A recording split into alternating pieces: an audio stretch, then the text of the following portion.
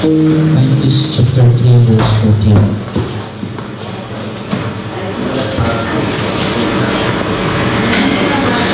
You there? Okay.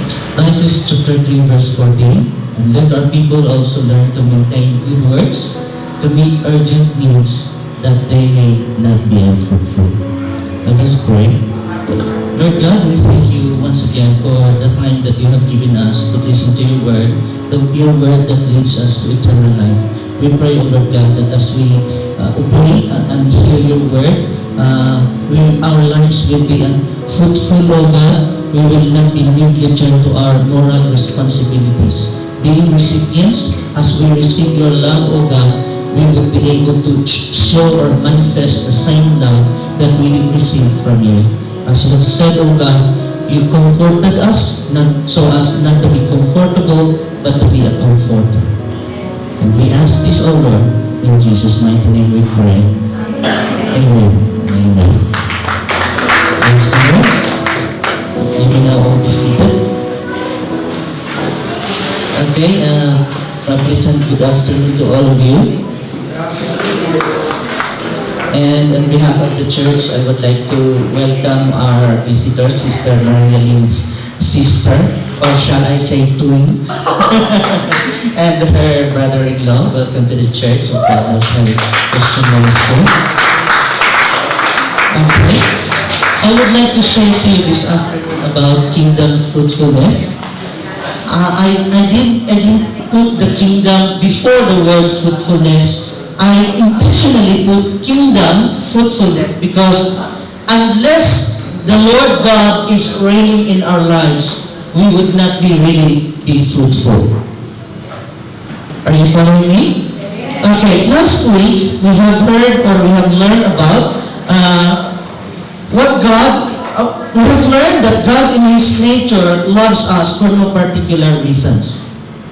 He didn't love us because we are doing good, we are doing well in His presence. He didn't love us because of the things we are doing before Him, but He loves us because it is His nature.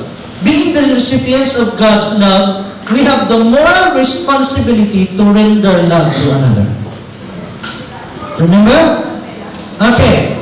We have been commanded to Paul to own nothing except the love to another. Yes. Okay? So, our aim for this topic, for us not to be unfruitful creations of God. Before going any further, could I ask you, is your life being fruitful? Amen. Are you really fruitful? Amen.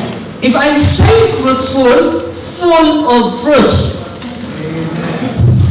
Are you full of fruits? Amen. Not full of leaves? Are you not seasonal? When I say seasonal, is you just fruitful in particular seasons, particular months, particular days, especially on Sundays. Okay, so if you say you're fruitful, what does it mean to be fruitful?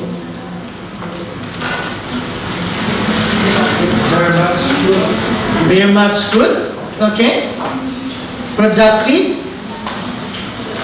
How could you answer the question if you're fruitful if you don't even know what does it mean to be fruitful? Sharing, loving, makes sense. Prayerful. Not that much really. Helping others makes sense. Good works. Okay. So when can we be fruitful? That's the aim, or at the end of the topic, we should be able to answer that question. Another one, how to become fruitful. Okay, so the first point I'm going to stress, we have been commanded, admonished, we have been told by the servants of God, or by Paul, God's servants, to maintain good works, to learn. To learn means to gain knowledge, comprehension, or mastery of through experience or study. So, Paul says, or Titus says, learn to maintain good works. In other words, we cannot maintain good works if you're not learning. Am I right? Yes? So the main key for us to have good works or to maintain good works is learning. By learning. How do we learn? Study. How do we study? Listen. What are we listening? What are we going to listen? God's word. Okay?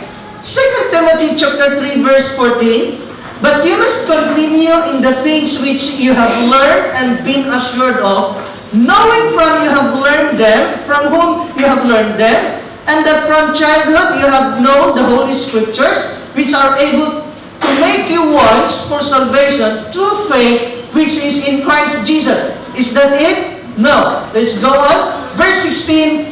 All Scripture is given by inspiration of God and is profitable for doctrine, for reproof, for correction, for instruction in righteousness, so that after having learned the Word of God, verse 17, that the man of God may be complete, thoroughly equipped for every good work.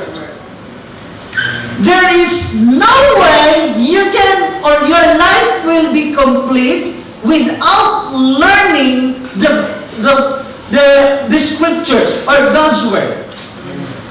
There is no way you will be complete if your life is not thoroughly equipped for every good work. So by this time, you should have an idea of what I mean being fruitful. Are you still fruitful? No. I thought when I asked you earlier, you're fruitful.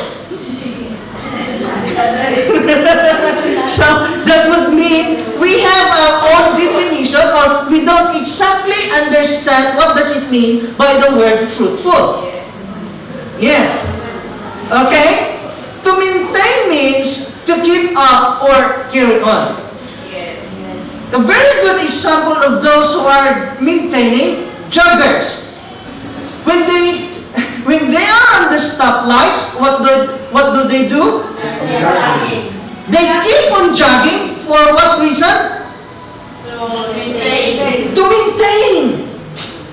They don't want their body warm, their momentum to go down, to subside, so they keep on jogging in place so that they won't feel cold. They maintain their stamina, their momentum, their heartbeat. Amen? Okay? So illustration, I've said that. Good works means not bad works. Simple as that.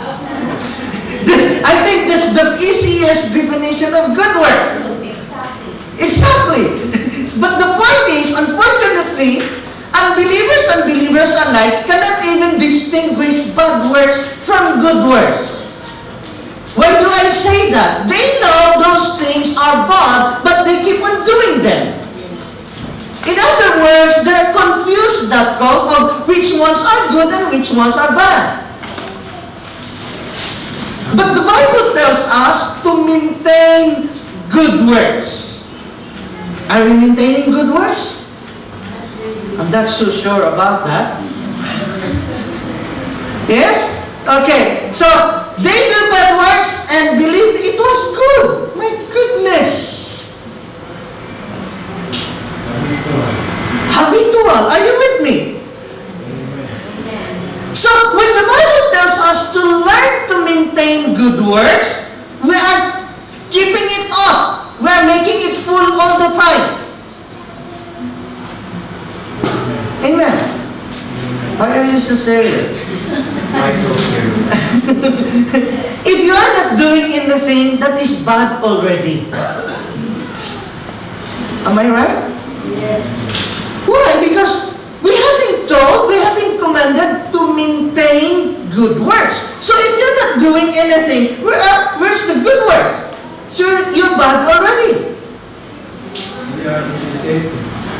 You're only meditating. But it didn't say keep on meditating. The purpose, we have been commanded to meditate on God's Word so that we would be able to live on what have been we learning. To live on what we are meditating. Isn't it? Okay. The funny thing is, those who are not doing anything are the ones fond of criticizing.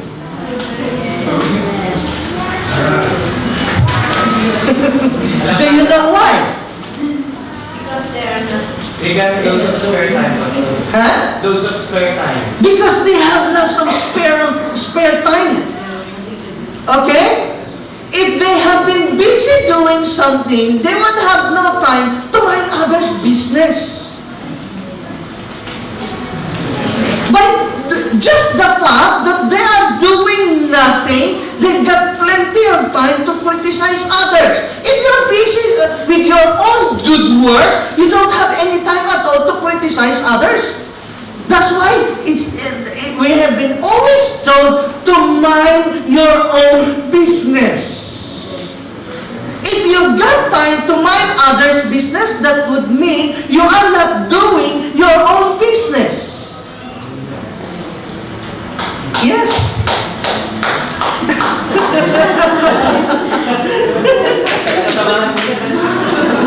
Amen. So criticizing becomes their job or business. So first thing you should know, once you're getting criticized, you must be doing something. If people doesn't criticize you, that would mean you are not doing anything. At least, if you're the ones being criticized, you're doing good things, and those who criticize you are the ones doing nothing. Yes? Okay? Being able to maintain good works also means you're not seasonal, not moody, but always in the mood for it. Are you always in the mood to do good works? Sometimes. So if you're not always in the mood, you are moody, you are seasonal, you are not complying or you are not obeying God's command to maintain good works. Are you with me? Yes. Okay. We should be resolved to go for the good works. There's no point knowing what is good or bad and still you're doing habitually. It is your practice to do what is bad. Resolve it in your mind. Although we've got our own limitations, we are still humans. We are still capable of stumbling. We have our own weaknesses, but by the grace of God, it should be fixed in our minds to do what is good. God is enabling us to do it. By His grace, God will enable us to do what we are supposed to be doing. Amen. Okay? If it is good, do it. Just like night, let's do it. Just do it. If it's bad, do not do it. Ignore it. Amen? Okay. How often are you learning or take a lesson? Every Sundays? For an hour? How about Monday to Saturdays? Are you still learning for you to be able to maintain every good works? On and off. So if you're only learning on and off, your good works is on and off as well. So your good works is determined by the things you've been learning. Yes. Okay? Purpose of God's Word are for us to be first, wise for salvation. As to what we read in 2 Timothy chapter 3 verses 14 up to 17, the Word of God, the Scriptures, makes us wise to be saved. Another thing, to be complete. And the last, you would be thoroughly equipped with every good works. I hate people complaining to their landlords when they say the landlords. Although in this country, once you are renting, it is the landlord's responsibility to provide or to equip that flat. We're not talking about Philippines. In the Philippines, if we were talking about if you wanted to move flat or house, it will be a big truck with all the loads, with your ref, with your bed, with your cupboards, everything has to go. But here, if you move flat, maybe it's just your boxes, luggage, your trolleys, because the flats we're renting are supposedly thoroughly equipped, furnished. Your life as a Christian is thoroughly equipped with every good works, fully furnished, Refurbishment, under refurbishment. under renovation. Okay, so thorough means executed without negligence or omission. Yes? So you're not neglecting anything, you're not omitting something. That's why in the Catholic Church, there are two categories of sins. The sin of commissions, you're not supposed to do them, and the sin of omission, not doing the things you're supposed to be doing. So if your life is thoroughly equipped with good works, you're not neglecting, you're not omitting anything. Amen? By the way, I'm just reminded, could you please switch off or put on silent mode your mobile phones? Okay? Example. Rich young man in Mark chapter 10 verse 21. This rich young man asked Jesus what should he do for him to have eternal life? What did Jesus tell him? Obey the commandments. Obey the commandments. Or, have you known the commandments? Thou shalt not steal, thou shalt not kill, thou shalt not commit adultery. What did the rich young man say? Okay. The rich young man said, I've done that since my childhood. Was he complete already? No. No. What did Jesus told him? Huh? No. Before that, what did Jesus told him? He hasn't done but the bad ones. Thou shalt not beat. The thou shalt not commit once, or the thou shalt not commit, he hasn't done it. The bad thing, he also hasn't done the good ones. But he remains unfruitful, Pastor. He remains unfruitful. He hasn't done anything wrong, but he hasn't done anything right.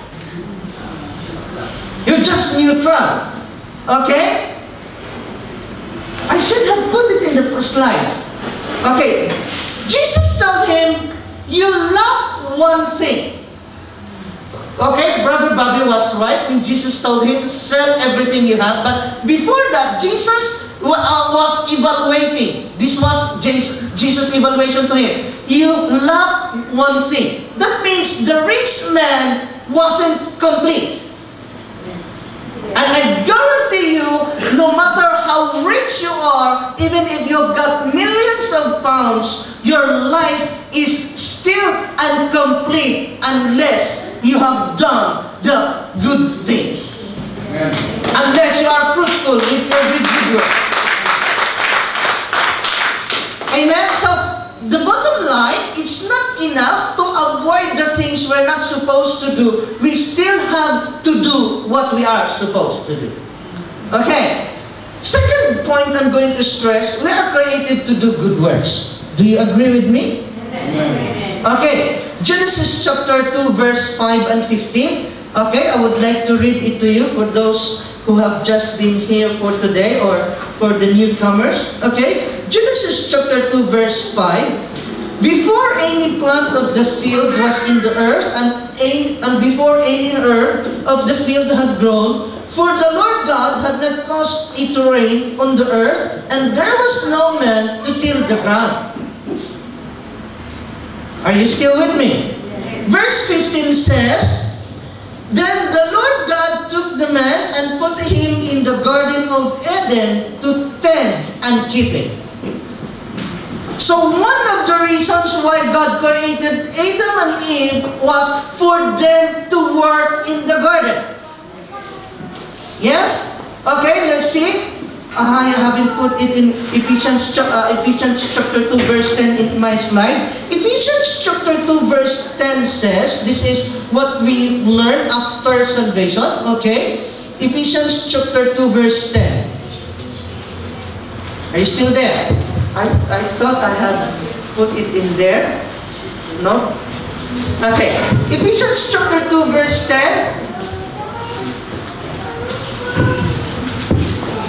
Okay, and here, verse 10 says, "For we are His workmanship, created in Christ Jesus for good works, which God prepared beforehand, that we should walk in them." Are you following me?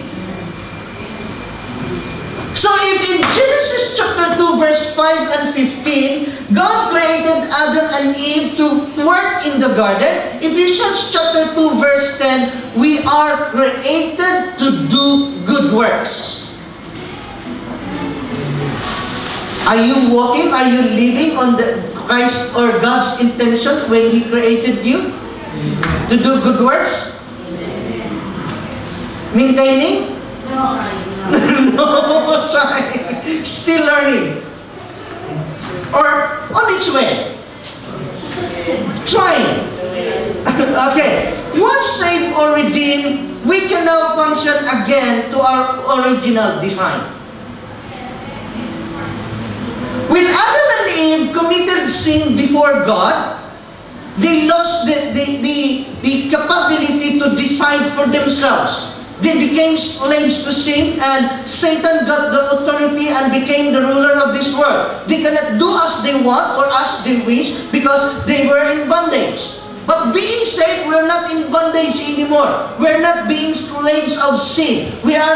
Sin is not having mastery over us, because Romans chapter 6 verse 13 says, we are not under the law, but under the grace. Yes, so once we are redeemed by the blood of Jesus, we can now function again to our original design, created to do good works.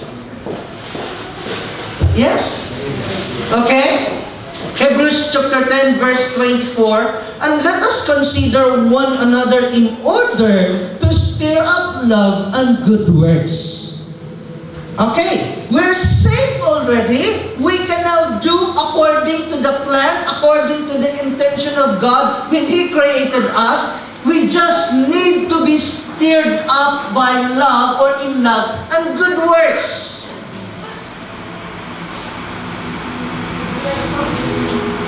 Hello? Your hearts must be stirred up. It might just be sleeping. It might just be motivated to do good works, to be in love. You remember before when I shared that there are lots of people who failed in love and they're afraid to love again because they don't want to fail again. They don't want to be hurt again. They don't want to be offended again. So I even know a person who get married at the age of 43 or 42. Remember when I told you he took his son to the school and his neighbors were asking, "Is that your grandson?" Remember about it?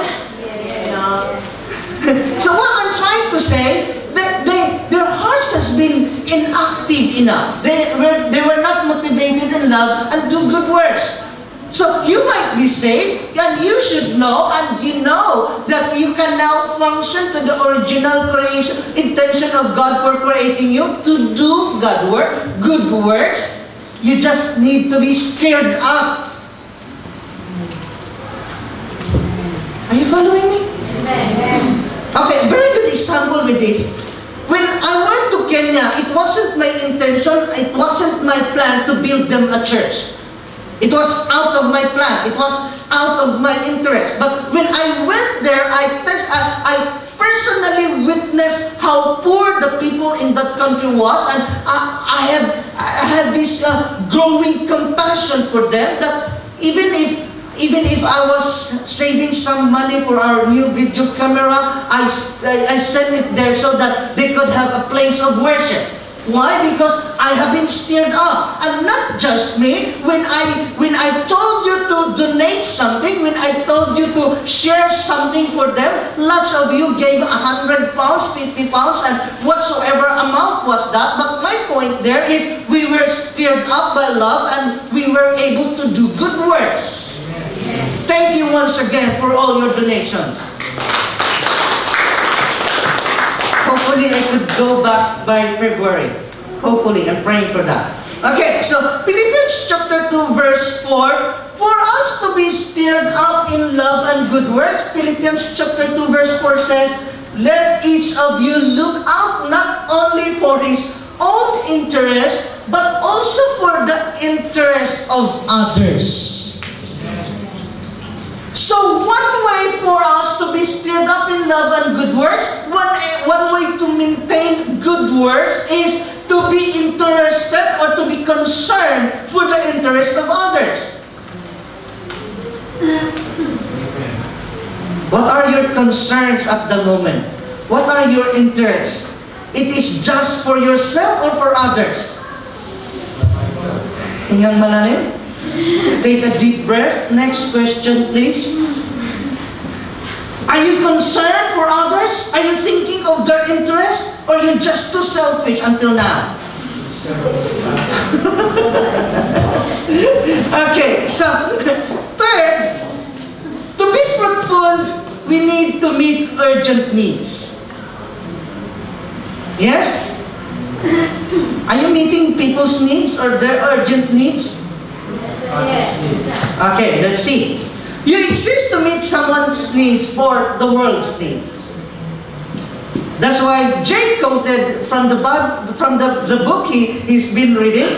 We are incomplete, and it is for this reason that we need other people, because no man is an island. If you are complete by your own, by yourself, you don't need another people. Amen. That's why God is not complete, or God's love could not be completed without people who will receive His love.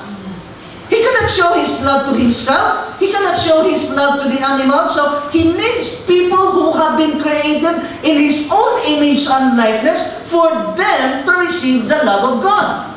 That's why John 3:16 says, for God so loved the world that He gave His only begotten Son.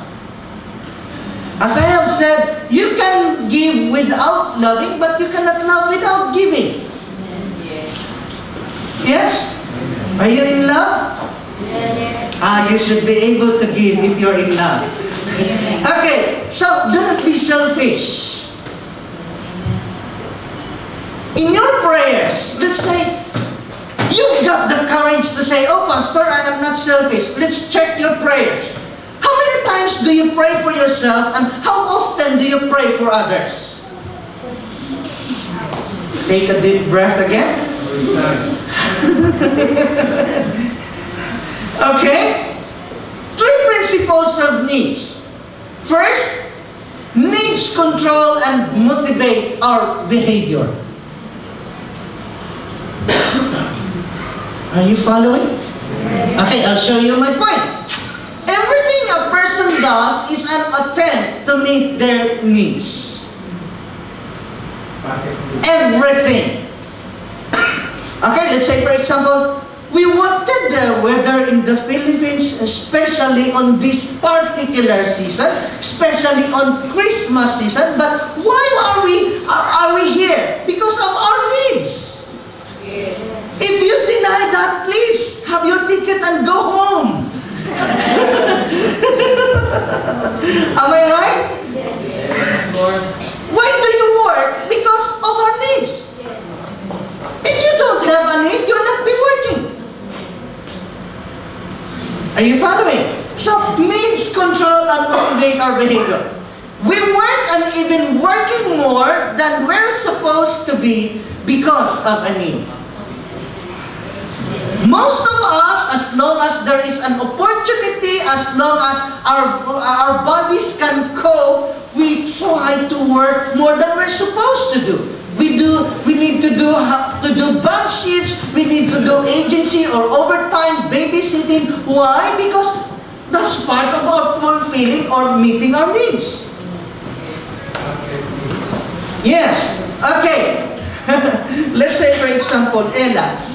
Ella is a bit clever in a way that if she needed or wanted something from me, she don't mind doing it as long as she would get what she wants. One time I tricked her. She really wanted this costume for their Christmas program, and I tried to delay it, and then the costume was required by the teacher to be submitted the day before, and then we went to Asda, we went to Tesco, we went to Matalan, and then actually I consumed 3 hours for that. I should be sleeping for that time, but I took 3 hours just to provide Ella her costume. And then I tricked her. Oh, I'm not gonna give it to you. And she told me, and she confronted me. Oh, Daddy, I've been doing this to you. How could you do that? So, she is a perfect example that our attitude and behavior are motivated and controlled by our needs. If she doesn't need anything, she doesn't care.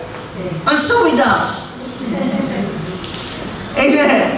Okay, needs determine fulfillment. Why? We are fulfilled as people when our needs are met. You can say your lives are fulfilled if your needs are left unattended or unmet, okay? Until our needs are met, nothing else in life really matters. So it depends on your needs. What do you need at the moment? Is it a job? Is it a house? Is it someone to love? Is it someone to share your love, to share your life? So it depends on your needs. Until our needs are met, nothing else in life really matters. Yes, okay. Our focus and concern will be meeting those needs. Okay. I know, I'm not sure with you, especially those whose children are not here. You are not as tired as we are. But even if we are tired, we don't mind. Even if the weather is not in favor to us, even if they could only say, take the weather with you, but it's not possible. When we go to work, we don't mind the weather. We don't mind how tired we are. Why? Because our focus and concern will be meeting those needs. Are you following? Okay. The life of any relationship is fulfilling the needs of the other person. What is meant by relationship again? Sharing. Sharing of life? Come on. Sharing, relationship means sharing of life between two people. That is what is meant by relationship. So if you don't know how to share your life, if you don't know how to meet the needs of the person you are related with, your relationship is not good. Call it rubbish. Am I right? Okay, as a matter of fact, love is making a commitment to meet the needs of another person. As a matter of fact, that should be the truth that would govern our life, especially when we say, I love you. I think it should be nice to confront the person saying to you, I love you, or she loves you. Does that person make a commitment to meet your needs?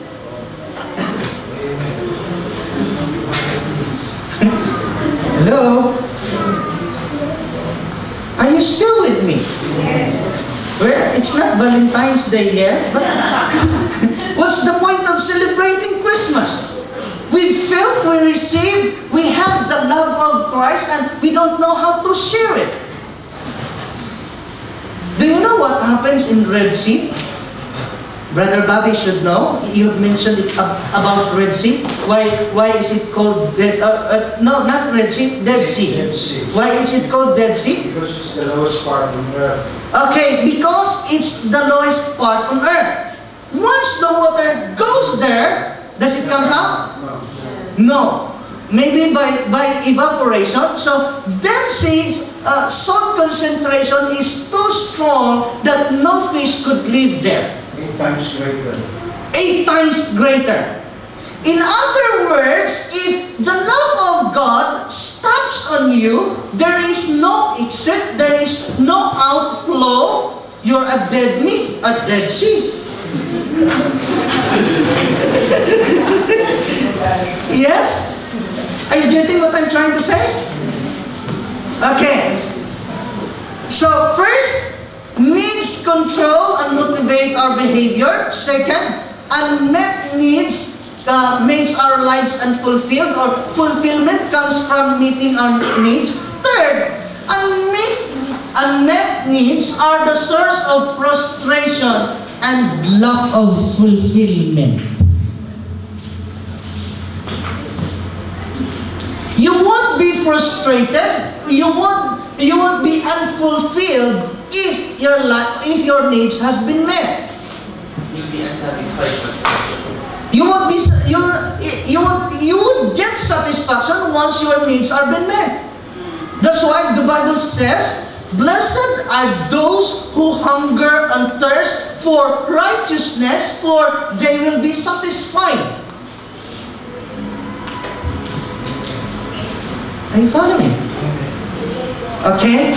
Frustration in a relationship signifies unmet needs.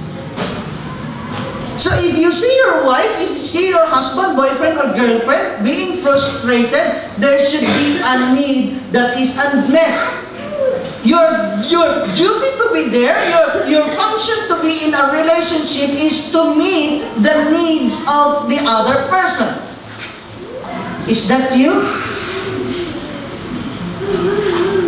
Are you living to fulfill their needs, to fulfill their lives, to meet their needs? Am I talking to anybody here or? A frustrated person is unfulfilled person. Do not expect that person to be energetic or to be cheerful if his life is unfulfilled.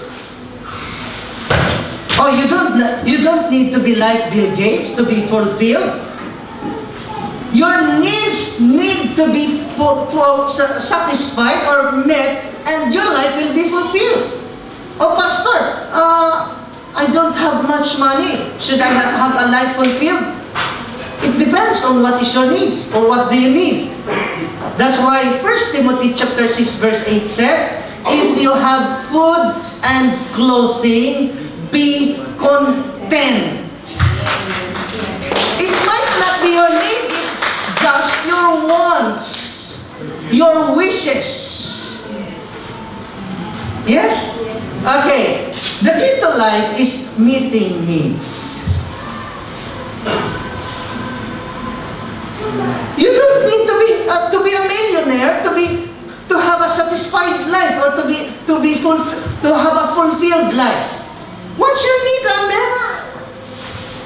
You have food, you have clothing, you have something to eat, you have something to drink, you have a shelter to sleep, or you have money to buy or to pay for your rent. You should be content. Amen? Okay. When needs are met, we function. Happy.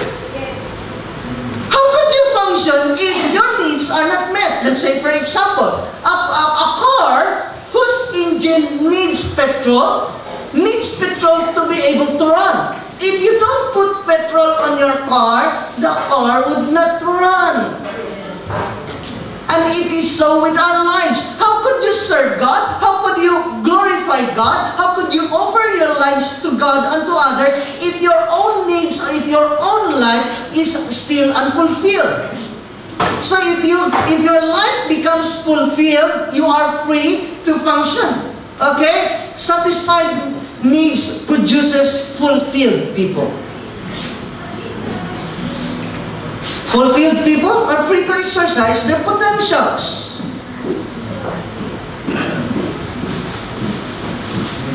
Yes? Let's say for example, would you believe me if I tell you, believe in God, He never leaves you nor forsake you, and I myself is doubting God's faithfulness. Is it true, Lord, that you will give those who ask? If I keep on complaining, oh, what kind of God are you? I'm serving you and yet you're not blessing me that much as I wanted. Would you believe me if my life is full of resentments, full of grudges? No credibility at all. No credibility at all. In fact, in Luke chapter 22 verse 31, one of the reasons why God allowed you to undergo such trials for you to be able to comfort those others undergoing the same trials with you by the comfort that you receive from God. Amen. Okay, the primary goal of a relationship is meeting the needs of the other person.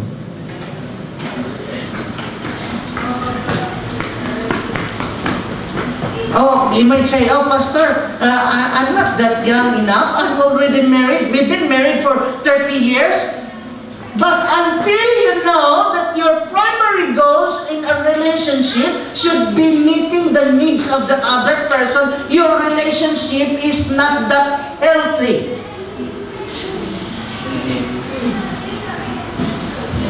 Hello? Okay, let's say for example, let's just be true to ourselves. At the moment, those who are in relationship, is that you?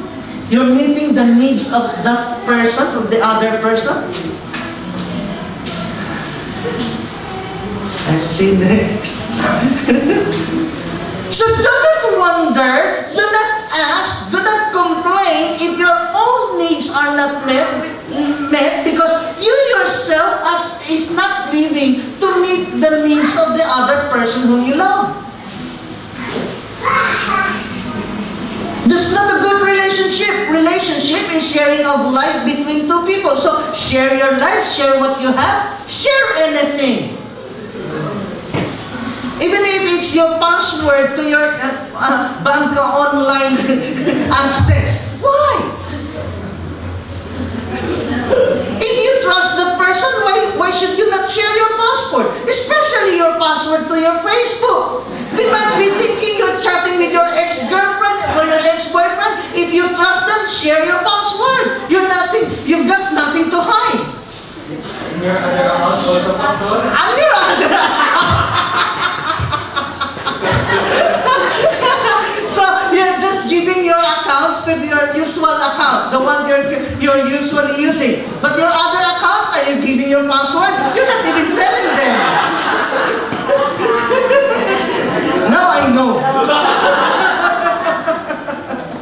Okay, so the health of good relationship is tested by asking whose needs are we meeting, ours or theirs?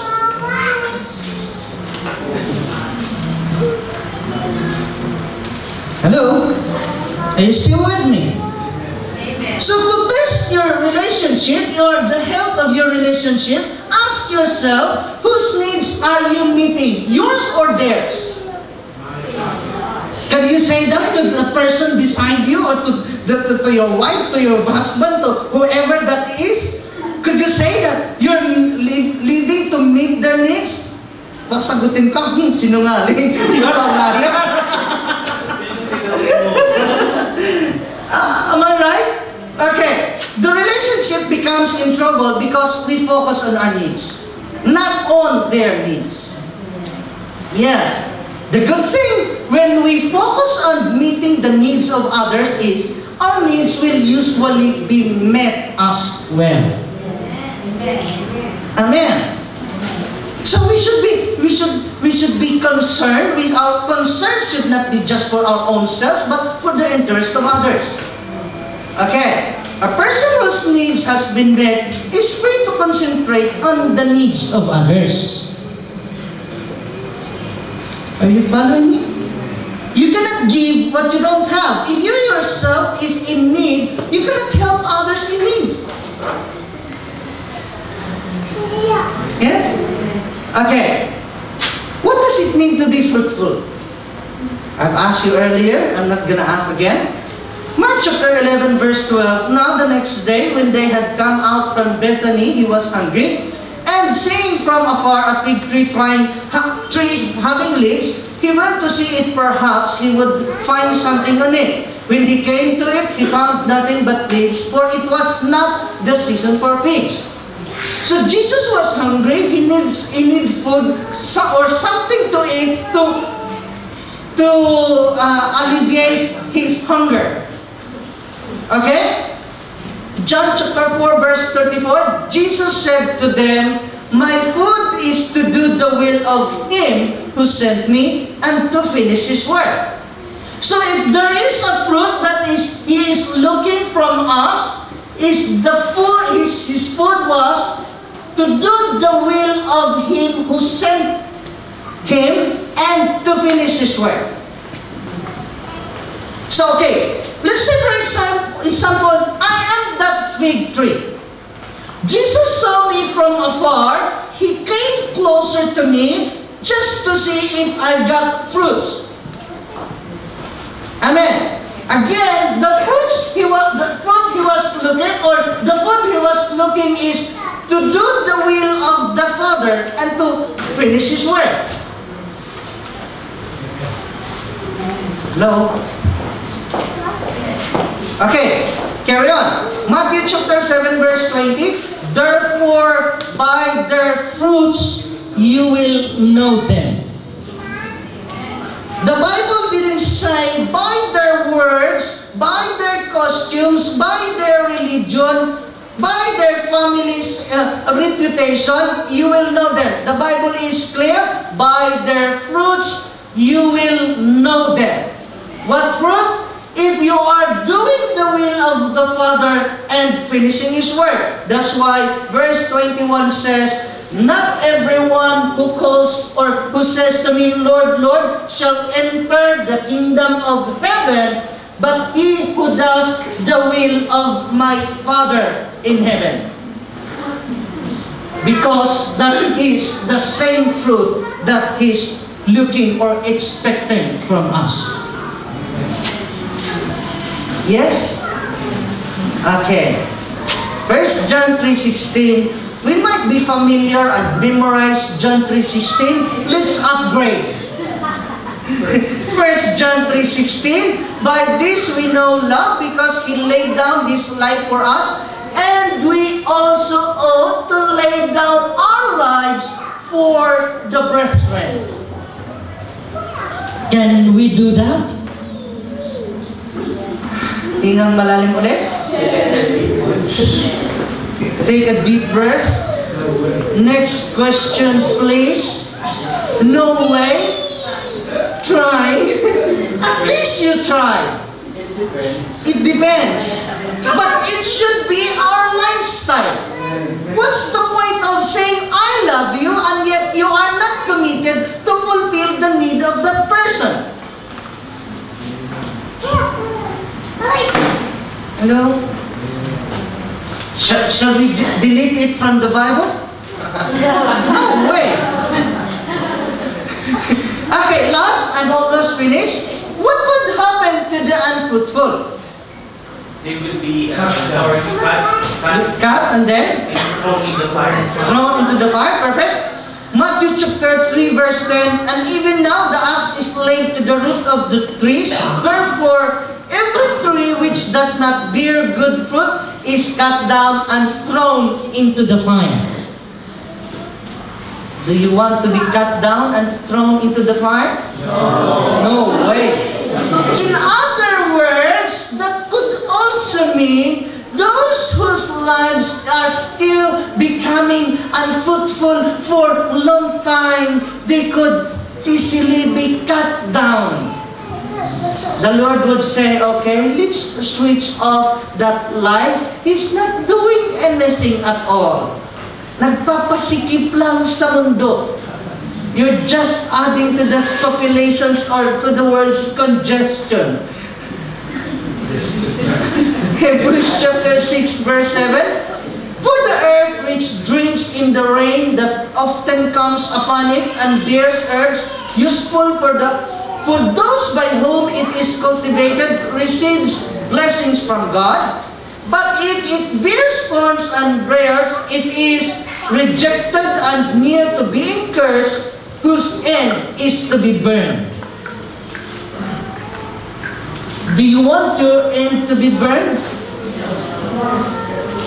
So, if you don't want to be burned, if you don't want to be cut off, you should be fruitful. In what way? Meeting urgent needs and maintaining every good works. Application, Ephesians chapter 5 verse 11. And have no fellowship with the unfruitful works of darkness, but rather expose them. Have nothing to do with it. Have no fellowship. You're not accomplished, you're not a principal, you're not doing anything with the bad works or unfruitful works of darkness, but you are exposing it. Challenge. You who knew what is good, do you do it? Deep breath again. Being fruitful means doing the will of the Father and finishing His work. Are you fruitful? Are you doing the will of the Father and finishing His work? Okay? I would just like to mention, I myself personally thank all of you for all the good works you've done for the ministry.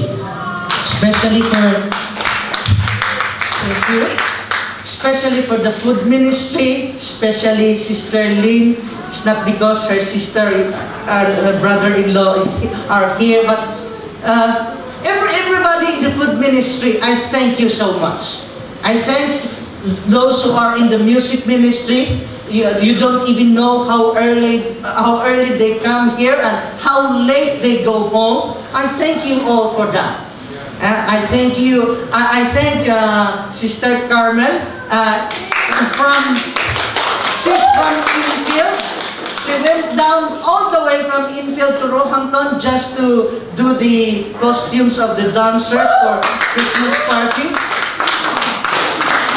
For those who are giving continually their tithes and offerings, thank you very much. Words are not enough to thank you. I cannot thank all of you one by one, but I am so grateful for that. But for those who are still learning, I'm praying for your lives to be fruitful. Amen? Conclusion. And let our people also learn to maintain good works. Keep it up, carry on, to meet urgent needs, that they may not be unfruitful. So if you're meeting urgent needs, you're maintaining every good works, your lives are fruitful. I invite you to stand up. Hallelujah.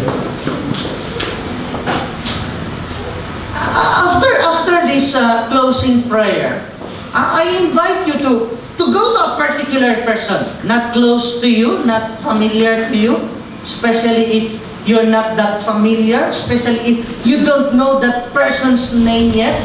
Go to that person and bless him or her. If you could pray in front of him or in front of her, pray for him, pray for her. Would you do that? Am I talking to anybody here? Are you willing to do it? Okay, so at least you're not just talking to the same people over and over again every Sundays. Go to that person who is not familiar to you, especially if that person doesn't know you yet. You know what, sister? My name is ganito, so and so. they might be ashamed to ask your name, go to them, approach them, and bless them. Yes? Okay, let's pray. Lord, we thank you for your word that keeps us reminded of the things that we're supposed to do. By hearing your words, Lord, we are learning, and we're not just learning, but by the words that you have enlightened, you have given unto us, O God, we would be able to maintain good works because in the first place, you love us and we're supposed to share the same love. Stir our hearts, O God, to be in love and to be committed to meet the needs of other people, other person, O God, so that our concerns will not be our own interest, but also the interest of others. Because as you have said, O God, once we are meeting the needs of others, our own needs will be met as well. So Lord, teach us to love like your love, O God, that if you didn't spare your only begotten Son, just to show how much, how deep and how great is your love, O Lord. Teach us to do as what you have done to us, because the main test, the main precursor of being in love is being able to do anything and to share everything. So Lord, as we approach somebody, as we approach another person by the end of this prayer, we pray, O Lord, that you would be the one to bless that person. Bless that person through us, O God, so that they could have a shoulder to cry on. They could have ears to listen to their emotions, O God, to their problems. And whatever we could share to them, O God, enable us to bless them. For indeed, Lord, you already bless us, you already comfort us to be a comforter to others. We thank you for your word. We thank you for this season of Christmas. We thank you for your only Son, your only begotten Son who died for us, so that love will be among us. We give you back all the glory and honor, O God, in Jesus' name. Amen. Amen.